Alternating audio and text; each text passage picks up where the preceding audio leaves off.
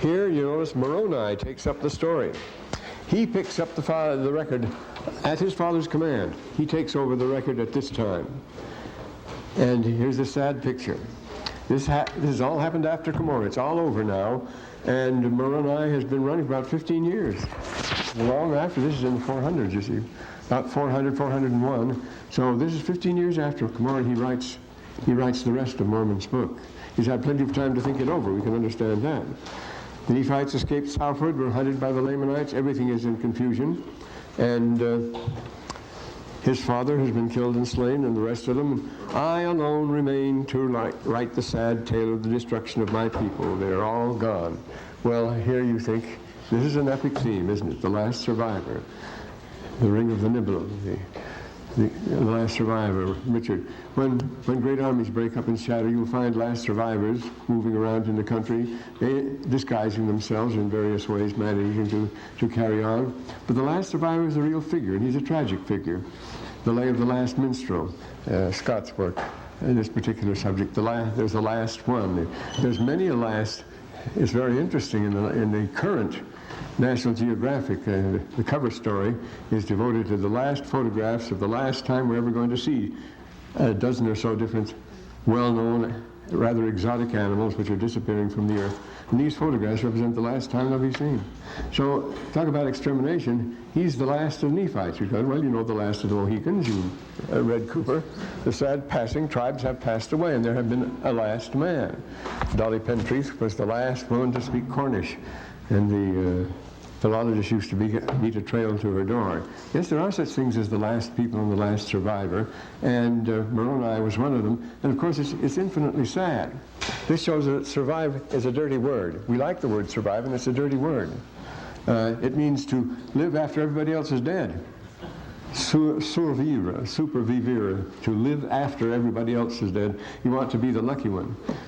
When it's John Chrysostom, the most eloquent orator, perhaps, of the late 4th and early 5th century in the Christian church, St. John Chrysostom. He says in Antioch, when he was there, before the great earthquake, everybody was running around saying, I wish there'd be a big earthquake, kill everybody in Antioch but me, then I'd be the richest man in Antioch. And that's the way everybody felt about it. See, I want to survive, I'll be the richest man then when that happens. Well, Antioch was destroyed, and there were very few survivors indeed. It was one of the most total earthquakes ever recorded. Well, but notice, could anything be sadder than this, you see? Well, remember the refrain in Job, and I alone remain to tell thee, I alone have come to tell thee. The messenger, the only survivor of Job's house, comes to tell him. Or the ancient mariner. There was an ancient mariner, he haunted one of three. He tells this grim story. And it's very sad, you know, the lone survivor story. You can make quite a list of them. The point is that they're real. And how many are we going to have now? Who wants to be the lone survivor, this whole looking? Well, Moby Dick, the same thing. See, that's the very same thing. He's the lone survivor. After all, who's writing the story? He starts out, call me Ishmael. He's the lone survivor, the wanderer in the earth, one who's all alone and so forth. It's a sad situation, but they are all gone, the destruction of my people. I fulfill the commandment of my father, whether they slay him or not, I know not, infinitely foreknown. But are not all ruins so? Well, this is what happened. I'm alone, he says in the next verse. I have not friends nor whither to go. I say, is this survival you look forward to? The Lamanites have hunted my people from city to city and place to place. They've all gone, but it hasn't settled anything. Notice, a military solution is no solution. It certainly isn't here. You may have heard Mr. Fallows yesterday talking about that. Who won the Cold War? It was the Japanese won the Cold War. It's going to cost us our boots, but here. The Lamanites have hunted them down. He says, it is the hand of the Lord which has done it, and also, see, you count on war for your victory and your success, and we won. Both the Germans and the Japanese were knocked out, and they're the ones that won the Cold War. Because we immediately, instantly after, well, we already began the Cold War, but before the last one was over, we were planning to march against the Russians. That was our big idea the whole time along. We won't get into that. But see what it cost us now. So foolish. The hand of the Lord hath done it. Let that be an assurance to you. The hand of the Lord has done it. What's going to happen, we're going to see it. And if it happens to us, it will be so. But did this settle the Lamanite problem after all? The Lamanites are at war with one another. The whole face of the land is one continual round of murder and bloodshed, and no one knoweth the end of the war. How long did it go on? For centuries. It never settled down at all. Tribal wars from then on. Well, this is the condition of the world. That's why it's going to launch. Moroni is going to launch into the story of the Jaredites next, which is even more tragic, even more horrendous, but in a different setting, a totally different culture. Take us way out of things. And there's nothing left but Lamanites and robbers. You notice the robbers are important here. The looters, the outlaws, the place is full of them. You're swarming with them. When things break up like that, you're not going to stay around and be drafted for anything like that. The pickings are rich. Look at Central America now. There have been these wandering bands of terrorists, and who's a hero and who isn't, and so forth. It gets hopelessly mixed up in every one of the republics. You don't settle it by going in and blasting people that way.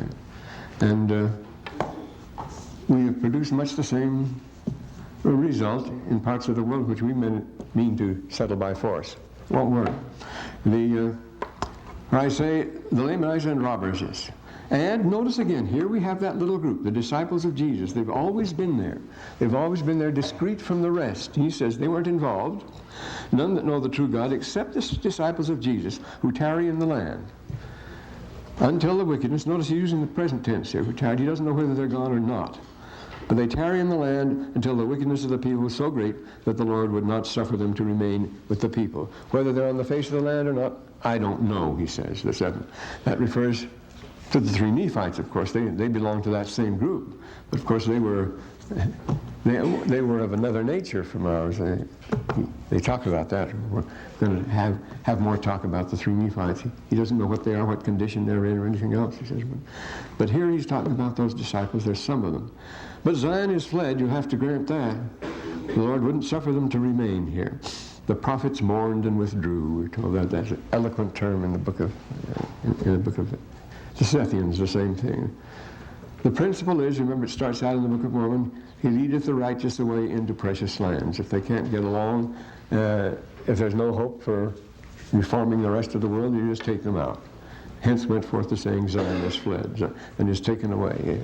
The man who walked with God and was not, for God took him, and so forth. And this is why the world today knows so little about Zion. Every time Zion gets really built up, it's taken away. Not there anymore. So then, he asks us to receive this record with an open mind, and that's what people don't do. They condemn it instantly. All they have to do is hear the word angel and gold plates, and the issue is settled. There's no further discussion necessary. And so nobody reads the Book of Mormon. Those who criticize it, because you don't have to go any further than that. It would be a waste of time talking about angels and things like that. Even the great Edward Meyer, who was absolutely electrified by the Lord, who couldn't leave Joseph Smith alone, decided it was the greatest thing that would not read the Book of Mormon. Thought of various excuses. It was written in crude English and all this sort of thing. But once he said, the minute he said the word angel, that's a hallucination. That settles it. Forgetting that the Book of Mormon is not a hallucination. Well, we'll come to that in a minute. Well, I'm the one who's hiding the record. I'm making an end of speaking concerning this people.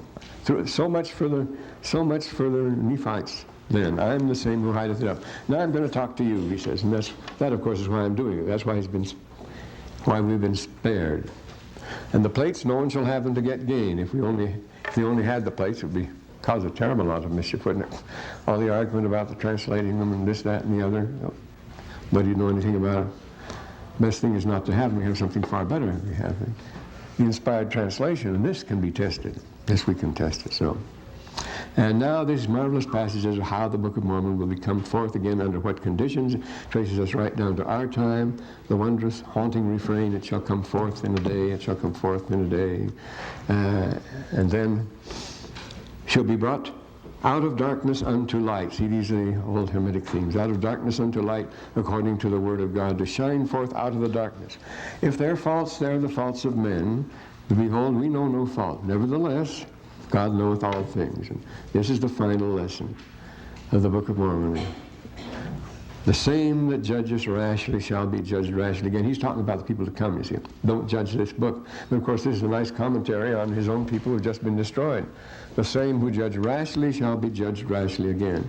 This is for according to the works shall his wages be. Therefore, he that smiteth shall be smitten again, saith the Lord. Behold, the Scripture saith, this, if there's any lesson in the Book of Mormon, to us, and this is it, of course, man shall not smite, neither shall he judge.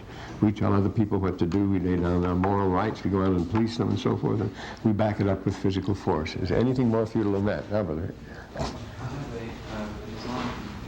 a Muslim friend who, when I mentioned to her that we believe the Book of Mormon would have imperfections in it, she was very concerned about that. Well, of course, this is all the trouble this raises with the Bible. What are you going to do? Different translations of the Bible keep coming out. Now, I'll read differently. This is supposed to be a perfect good book. Every word in the book is absolutely perfect. We have to admit that, because if we say there are imperfections in the Bible, how do we know which verses are imperfect and which aren't?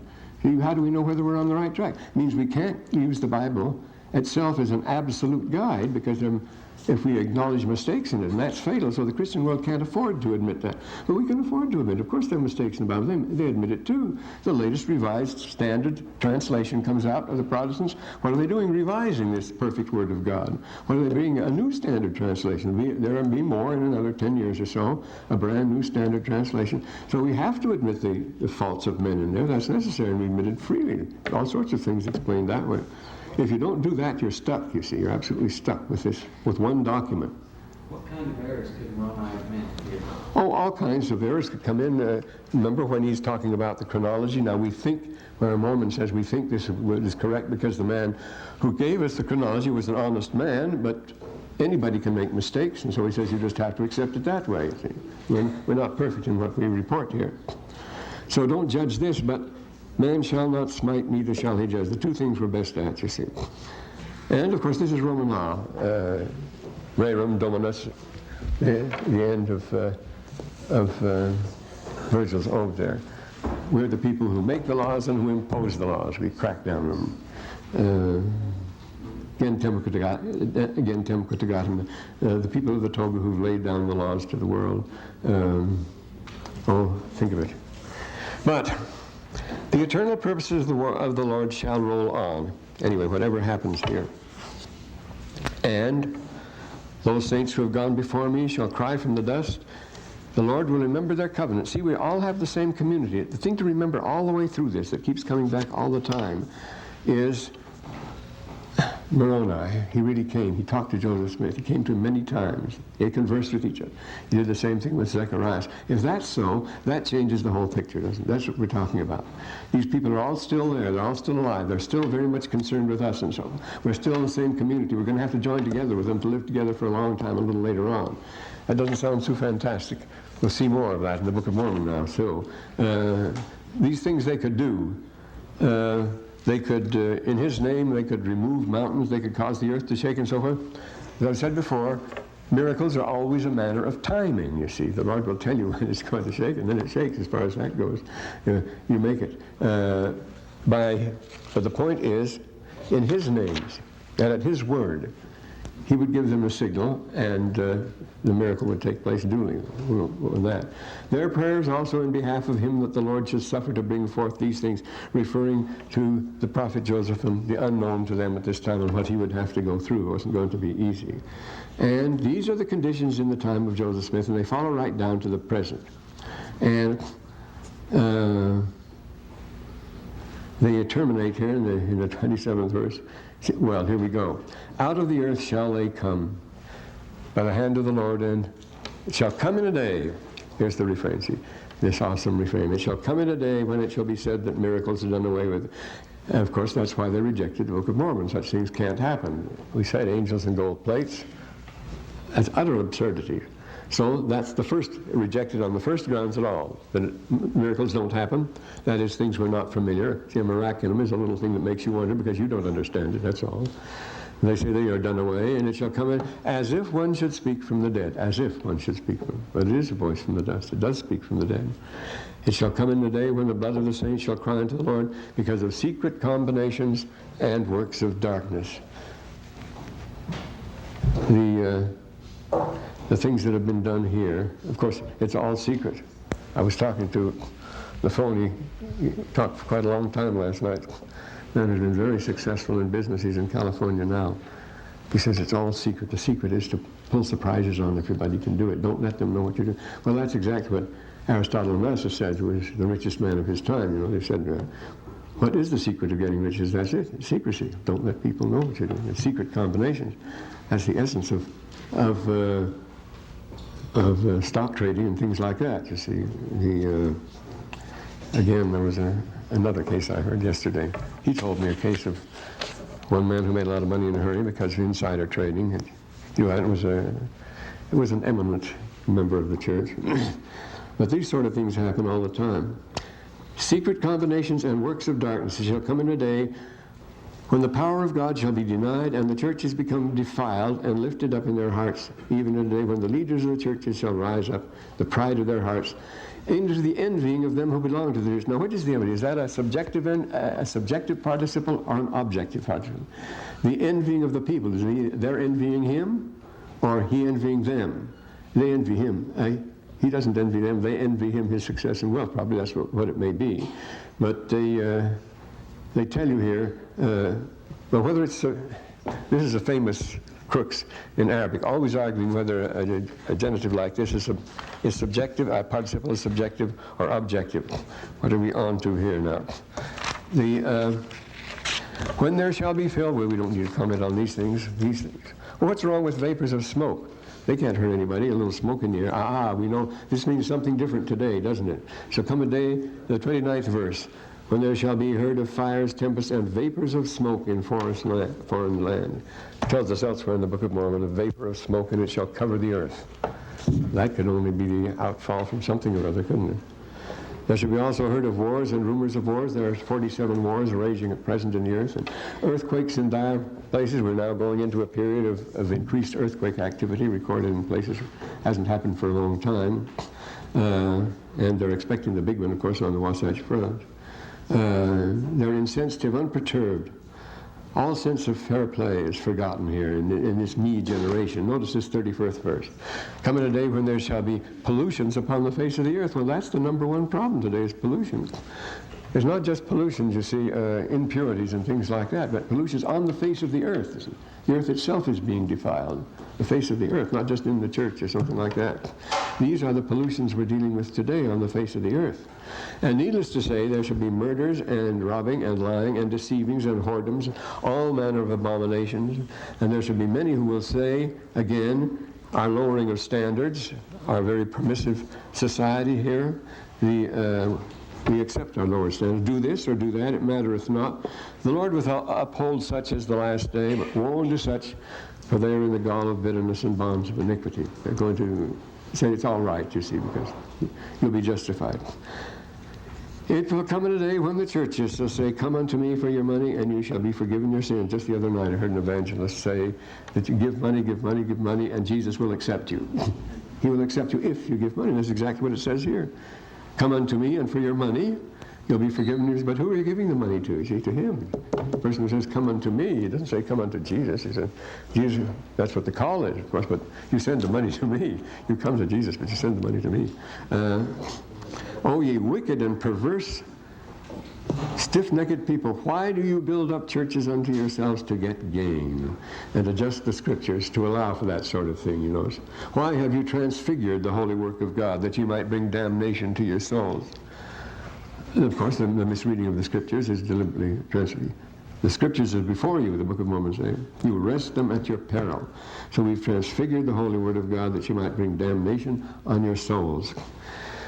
Behold, look at the revelations of God. For behold, the time is come when these things must be fulfilled. Well, at the time the Book of Mormon comes forth. That you see. Notice it says here, the Lord hath shown me great and marvelous things concerning that which must shortly come at that day, which must shortly come. They will soon follow the coming forth of the Book of Mormon. It may shortly come at that day, when these things shall come forth among you. It's not very long. Dating it by sequence now. We follow certain sequences here. Behold, I speak unto you. Now here is a ringing verse. Speak unto you as if you were present, and yet you are not. But behold, Jesus Christ has shown you unto me, and I know your doing. I know you walk in the pride of your hearts, and are none save a few only that do not lift themselves up in the pride of their hearts. Unto what? The wearing of very fine apparel. And envyings is competitiveness. See, this is, I think that talk that Mr. Fallows gave yesterday was very pertinent to what we're reading here. Envyings and strifes and malice and persecutions, a highly competitive society. All manner of iniquities in your churches, every one have become polluted because of the pride of your hearts.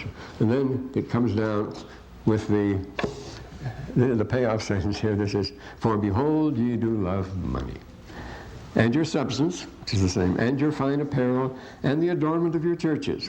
These are not pagans. Notice he starts the next verse by saying, I talk to the unbelievers in the next chapter. I'm talking to people who profess to believe on Christ. Your churches more than you love the poor, the sick, the needy, and the afflicted. That's an understatement, you see. Ye polluters. Well, I have promised and threatened at times. I never have used Roman satire, but here it's worth it. I think we should mention, read you just from one satire of Juvenal, describing Roman society. Now, Juvenal lived in the middle of the first century after Christ, when the empire was at its height, and yet it had a line of corrupt emperors. He lived beginning with Nero, then Galba, Otho, and Vitellius. And Otho, they were all pigs. Vitellius was a huge, enormous, fat man. He was fabulously rich. He bought the empire, but then Galba and Otho came before him, and then came the family of Vespasian, who was pretty good, and his son, Vespasian and his son Titus, and then back again to Domitian, a terrible emperor, and the rich and lavish ways of life. But at the very time it reached its peak, it was already on its way out. The empire was. It was the peak of the Roman Empire, its greatest extent.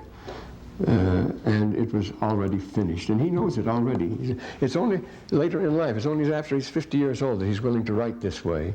And he says you might as well enjoy it.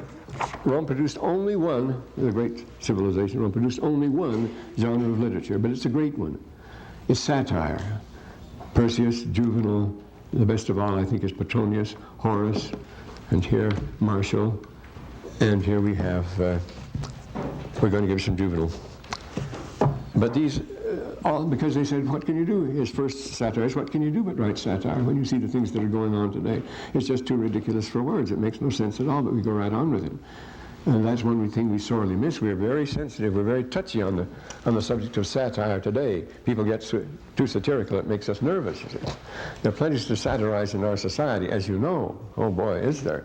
But we're being very careful not to rock the boat too much.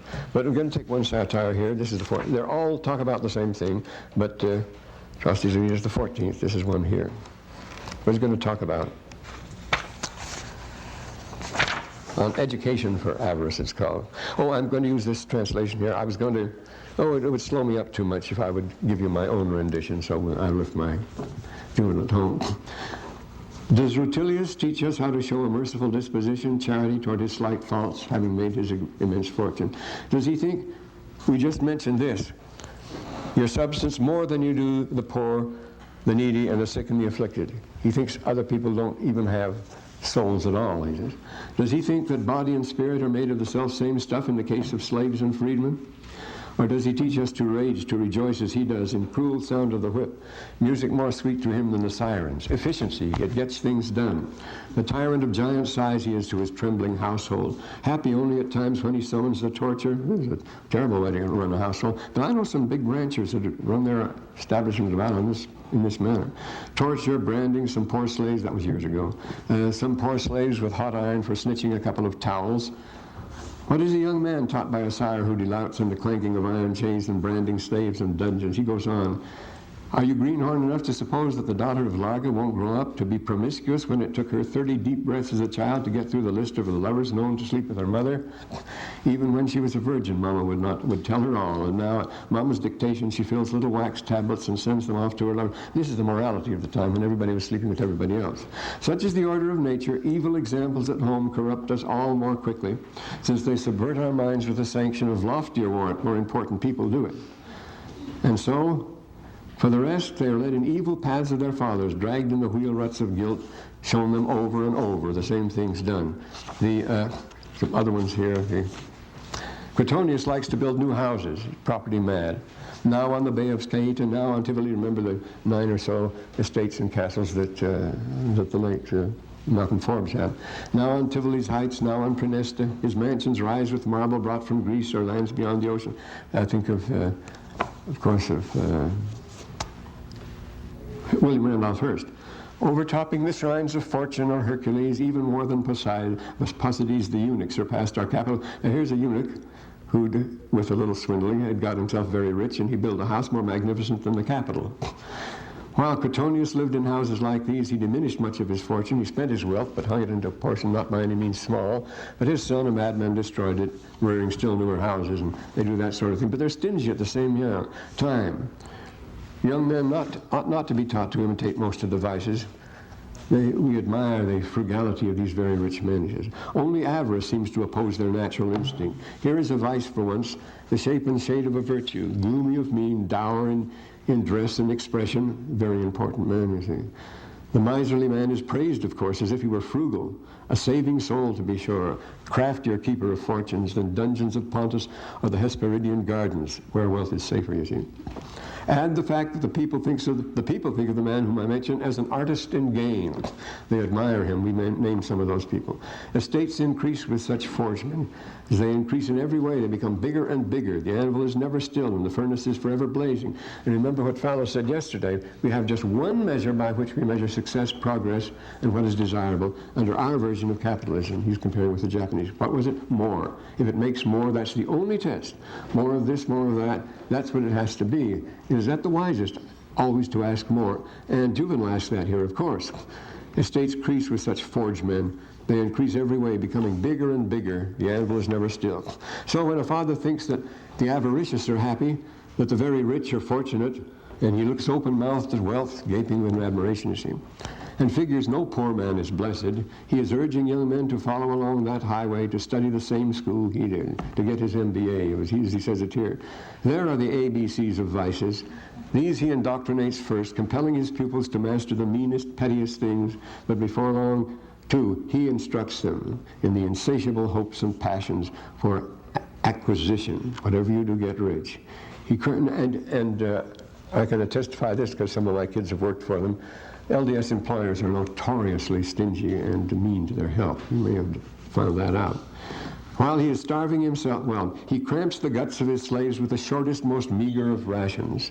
While he is starving himself, for he cannot possibly manage to eat up the pieces of bread and the moldy blue-colored remnants and so. But why accumulate riches through such tortures as these, when it seems the most obvious madness, living the life of a tramp, to be a rich man on your deathbed?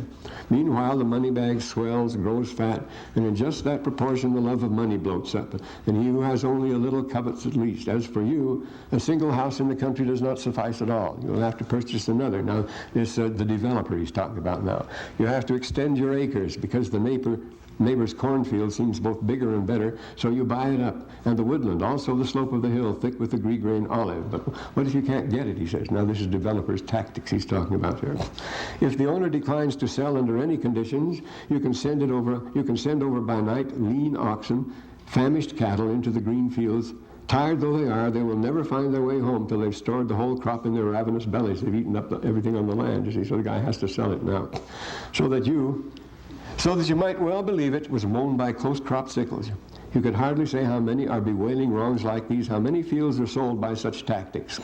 Various ways of moving in and taking over a tract of land the person doesn't want to sell. There are ways of making it valueless and so forth. Well, these are tricks. Remember, this 2,000 years ago, they went through all this. And this, how long did it take them to collapse? Well, it was almost overnight when it comes. Hence comes the cause of crime. There is no greater incentive toward the compounding of poison, and we'll see what's behind crime, if you didn't know from our prime time TV. Toward compounding of poisons or thickening blows with a dagger, than the desire of wealth beyond all moderate means. To get rich quick.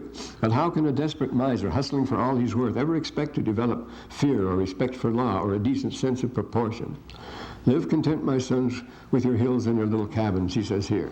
And the costly apparel. A man who is not ashamed to wear hip boots when it's icy, turning away the cold with reversible furs. You will never find him wanting to do actions he knows are forbidden. Here's an honest man who dressed in practical clothes, nothing else. But, he says, it's the purple garb, the costly fashionable foreign styles, the raiment peculiar and foreign, whatever it may be, that leads to wicked behavior. See, the Book of Mormon always ties up costly apparel with this sort of thing. At autumn's end, now, you've got to get an education to get rich. This is you can't get rich unless you do. So he says, at autumn's end, the father at midnight, that's at autumn's end when the school begins again, you see. At midnight awakens the son who's asleep on his back and yells at him, wake up, get going, pick up your tablets and write. Read up on your cases, study the red letter laws of the past. They're studying just business and law. It's the only thing they were studying this time. I had a long article I threatened I would read, but I won't, on this subject in the ancient world. The red letter days of the past, or seek the centurion's office. Try to find something to sell for profit. Say at 50%. Don't turn up your nose at business that has to be banished to the far side of the Tiber because it's indecent, all sorts of things. And don't make any distinction between the odors of hides and the attar of roses. A prophet is a prophet. And it always smells good, no matter what possible source it may come from. Here's a slogan for you, a maxim worthy of poets. Even if Jove himself turned bard, this would be the supreme teaching of all time, he says, and this is put in italics here. No one asks where you get it, but money is what you must have. No one's going to worry where you get it, but you have to. Now, we hear this all the time. Kives, they're the same words used exactly by Horace. Lastly, kives, honestus hypotes, me honesto in honesto. Get money. Honestly if you can, but honestly or dishonestly, get money. You have to. Well, we're told that. Become independent and all this sort of thing. These are the lessons for toddlers. Taught them before they can walk by dried up, haggard old nursemaids. This the girls all learn before they're alpha and beta. If a father insists on imparting such admonitions, I would speak to him thus.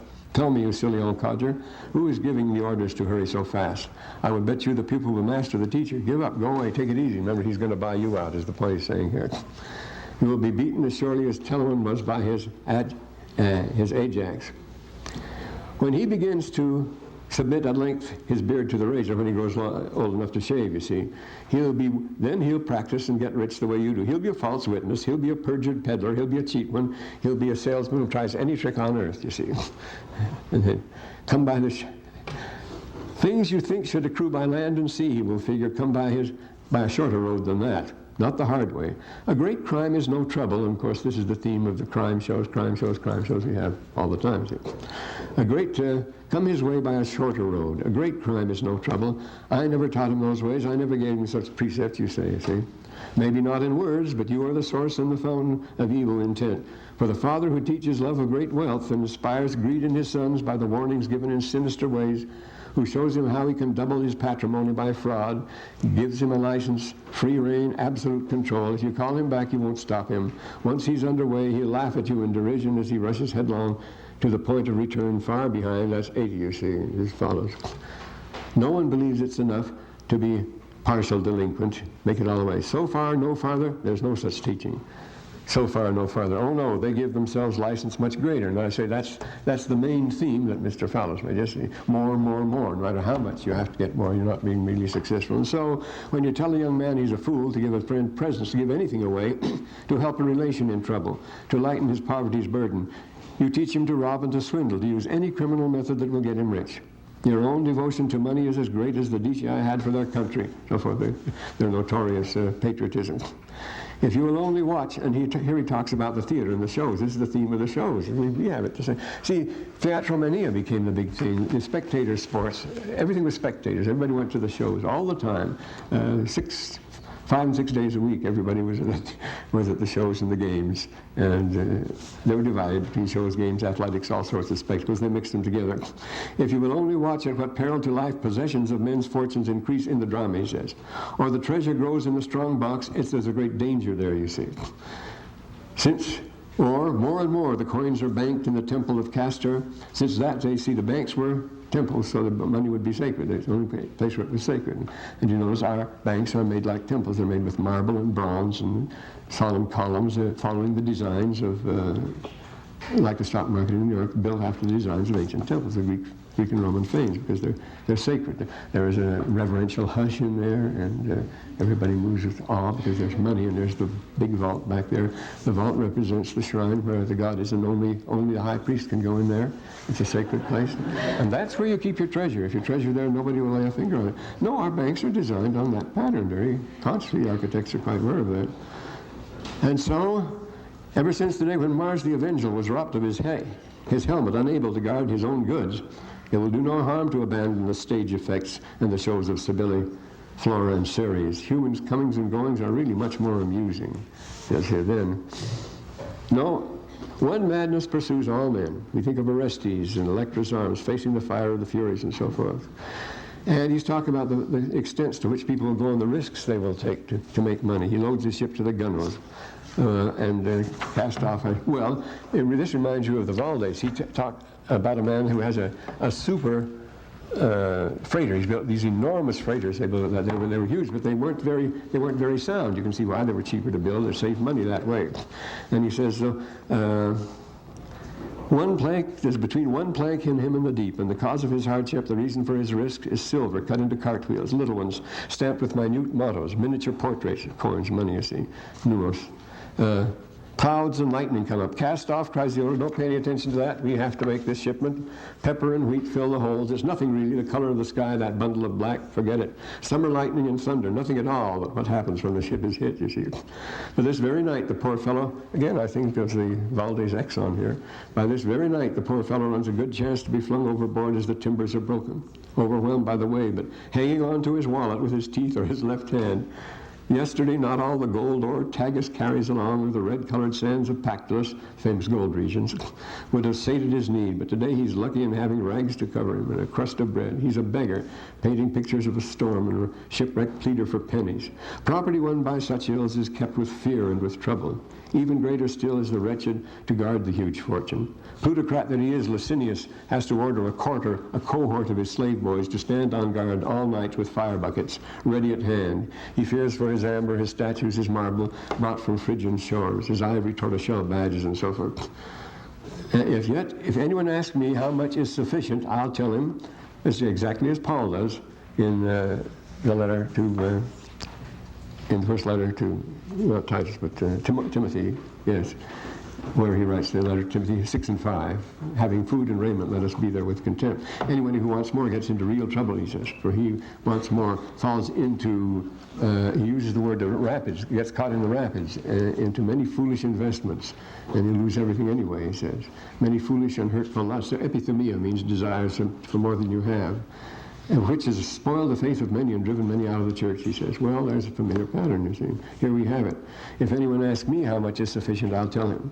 As much as hunger and thirst and cold are demanding, as much as you need.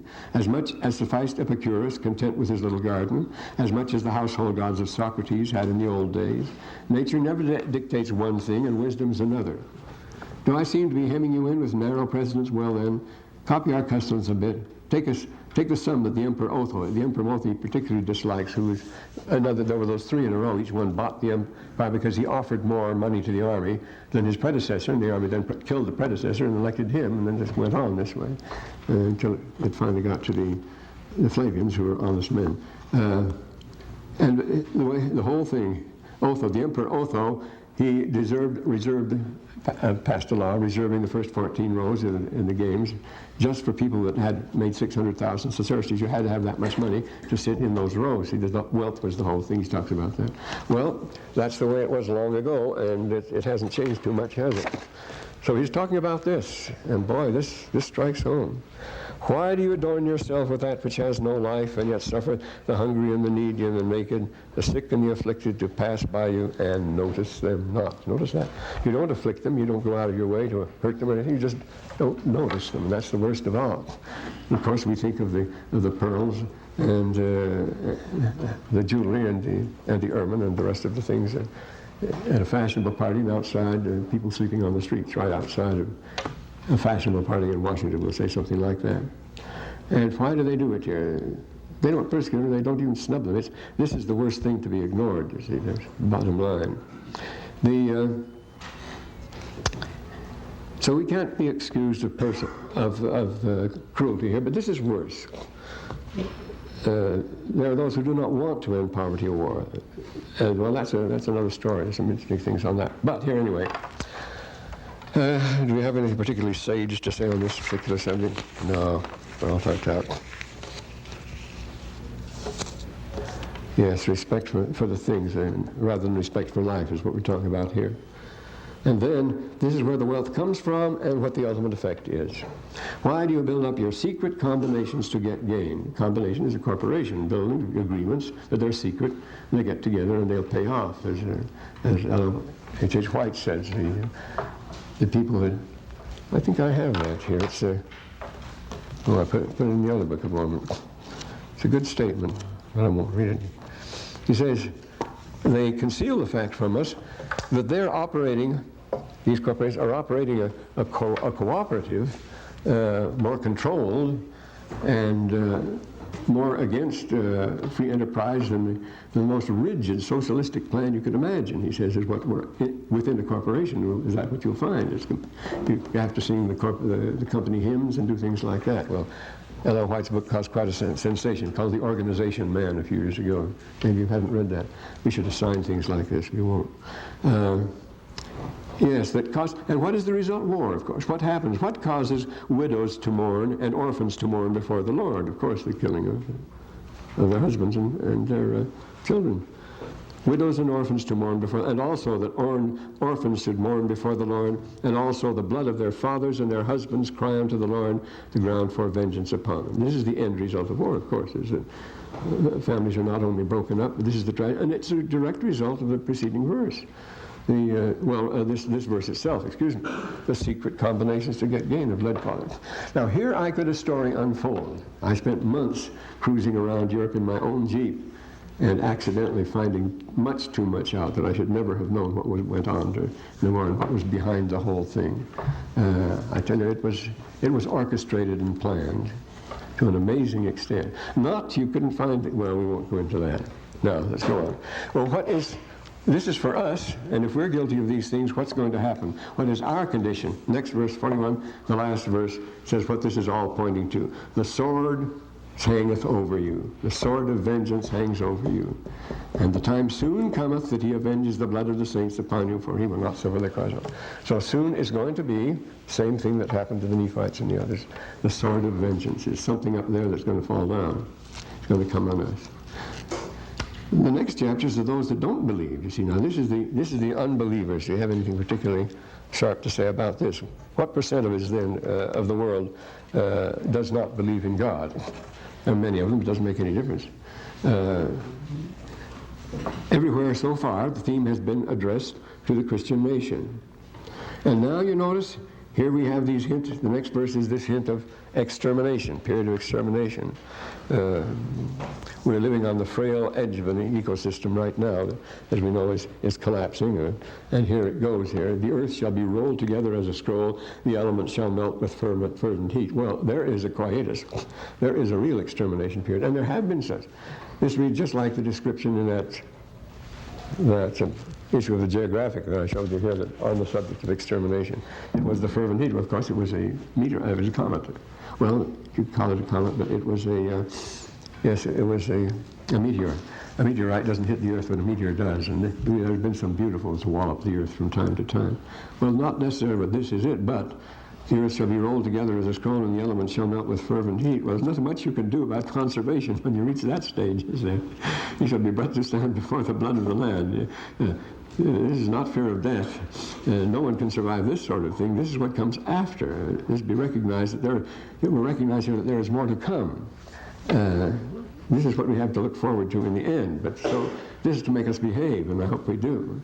Will you no longer then deny see, because when that's open, when that curtain comes down, then you'll see the real stage. Then the whole thing will open out to us, and you'll see what it is. Will you deny then that Christ is real? Can you behold the Lamb of God? Do you suppose that he shall dwell with him, conscious of your guilt?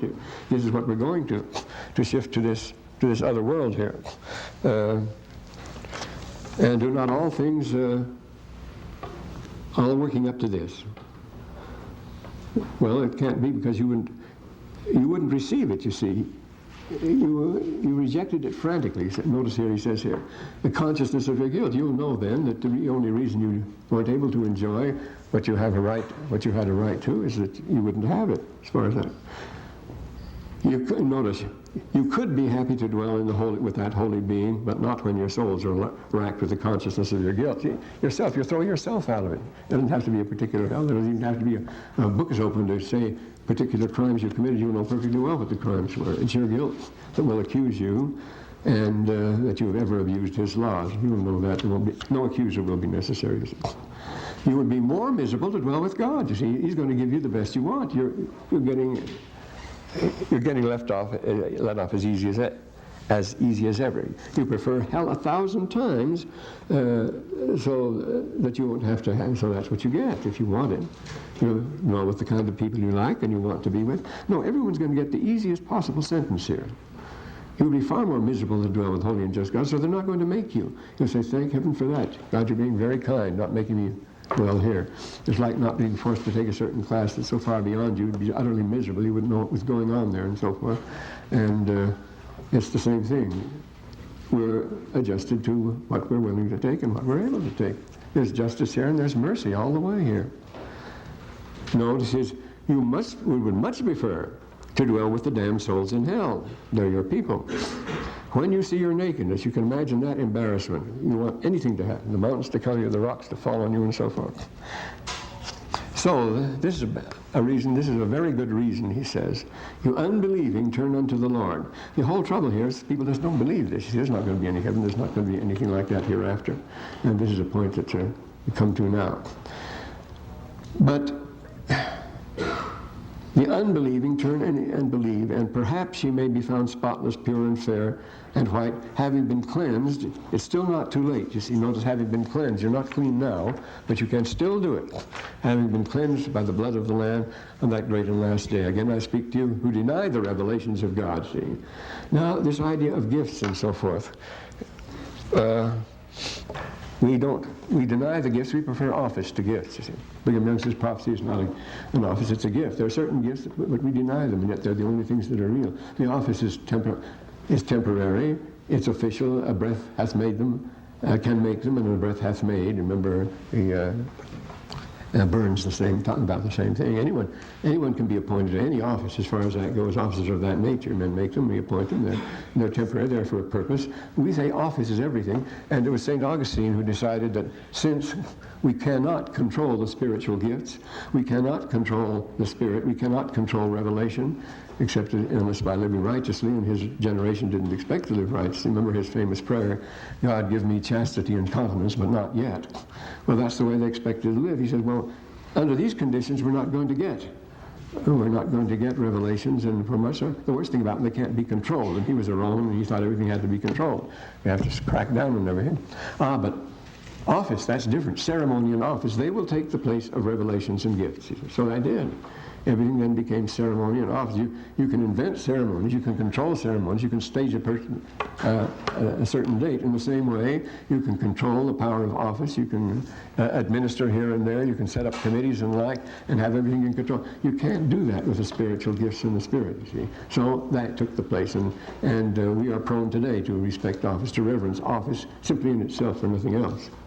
So you deny the revelations, and they deny the gifts. And here are the great gifts. You notice what they're done with. Revelations, prophecies, healing, speaking in tongues, interpretation of tongues. Those are the greatest gifts.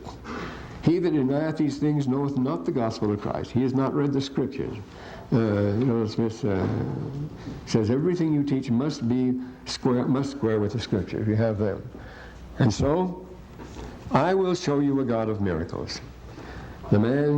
And because the fall of man came, then he sums up the atonement here. Because the fall of man came Jesus Christ, even the Father and the Son, and because of Jesus Christ came the redemption of man. And he is brought back into the presence of God. That's what atonement means, that when we're brought back into the presence of. Are brought back into the presence of God, wherewith all men are deemed, because the death of Christ bringeth to pass resurrection, which bringeth to pass redemption from an endless sleep. Now, notice the Book of Mormon recognizes, and this is recognized earlier by that the entropy as the real thing, you see. it would be an endless sleep if there wasn't somebody who knew more about it. Nature is impersonal, lets you do anything you want as far as that goes. But the expression that Alma uses, we would die, to rot, and disappear, and rise no more in the normal order of things. That's what nature would have us do, and that's true. They frankly admit it, and he admits it here. Their redemption from an endless sleep, I think Catullus' famous ode here, una nox perpetua dormienda, one perpetual night of endless sleep is all that awaits anybody here. But that's not so, because there's somebody who's able to control that, somebody who knows more. I mean, if nature is dumb and blind and has no particular preferences for this, that, or the other, why can't the power of mind control it? It's not going to make any objections as long as you follow whatever the laws or principles are built into the structure of these things. The point is that there's someone who is there who is able to overcome. And this is a very real thing, because we see it all around us. The power of entropy is reduced all the time. This is what Buckminster Fuller wrote about. He called it syntropy and so forth. The Russians are especially intrigued by this, especially one called Kozera, who says, look, this is silly to say, because everywhere you look, you see things are being formed, put together. Somebody's doing something, he says, and we don't know anything about it. Well, we've got to get on to the Jaredites. Oh, well, incidentally, here are these things. These are the ones of, this is Brother Kimball's talk, and it's from our own, the Xerox department, causing massive. They're 20 cents a piece. Too much, but that's the world we live in. We've just been talking about that.